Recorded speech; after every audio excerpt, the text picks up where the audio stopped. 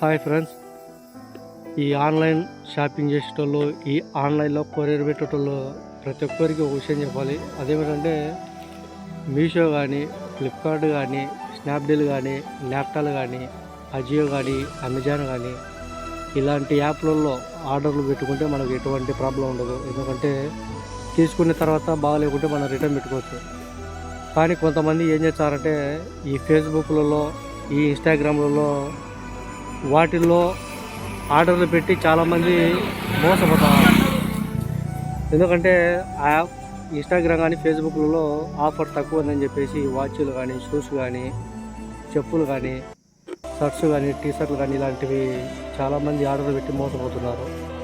ఎందుకంటే దాంట్లో చూపించడం చాలా నీట్గా బాగా చూపిస్తారు, బాగున్నట్టు. కానీ అది పార్సల్ వచ్చిన తర్వాత చాలా గలీజ్గా అంతా చినిగిపోయినవి, చాలా ప్రోడక్ట్ సంబంధం లేకుండా పంపిస్తారు అన్నమాట.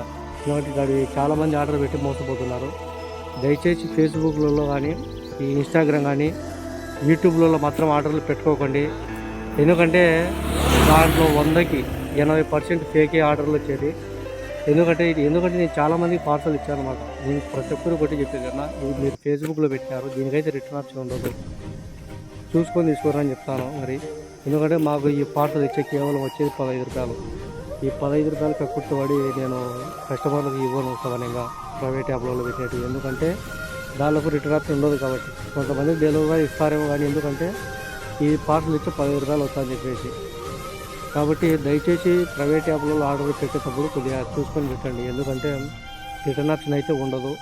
ఊరికే దానిలో ఆర్డర్లు పెట్టి మోసపోకండి. ఈ కంపెనీ యాప్లలో పెట్టుకోండి కానీ, ఎందుకంటే రిటర్న్ ఆప్షన్ ఉంటుంది కాబట్టి. దయచేసి ఫేస్బుక్ కానీ, ఇన్స్టాగ్రామ్ కానీ, యూట్యూబ్లలో కానీ దాంట్లో బాగా చూపించినని చెప్పేసి ఆఫర్ ఉన్నాయని చెప్పేసి పెట్టుకోకండి. ఎందుకంటే లాస్ట్కు మోసపోవడం తప్ప ఏముండదు. Thank you.